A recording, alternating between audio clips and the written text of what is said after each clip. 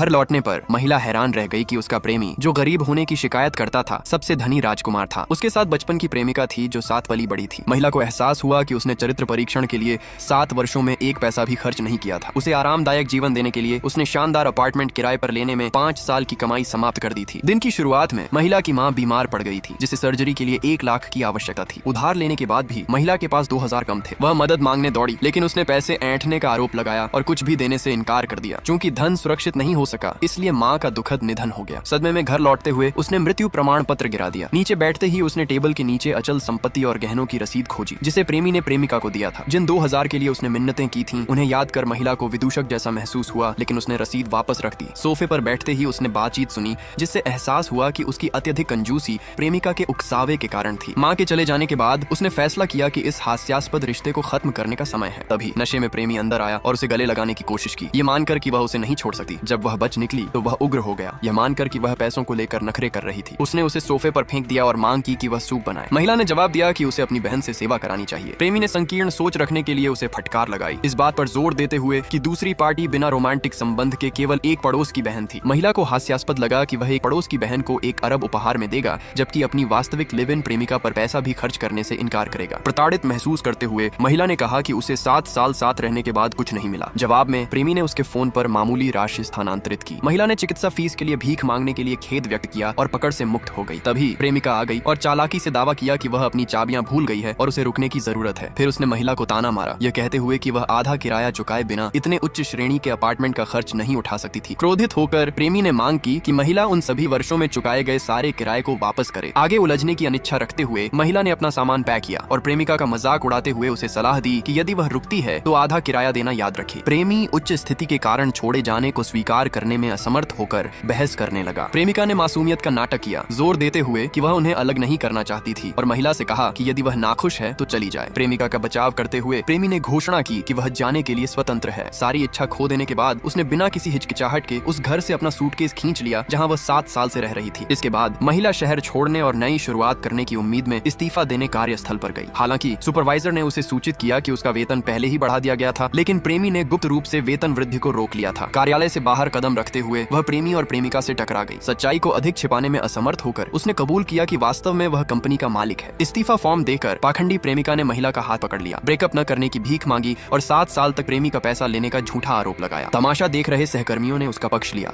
और महिला को एक एहसान फरामोश पैसे ऐंठने वाली कहा। अपने समर्पित व्यक्तित्व को बनाए रखने के लिए प्रेमी ने सार्वजनिक रूप से घोषणा की कि उसने उसे अपनी माँ की बीमारी का उपयोग पैसे मांगने के लिए माफ कर दिया है। उसके बदसूरत असली स्वभाव को भांप लेने के बाद महिला ने उसे धक्का देकर दूर कर दिया।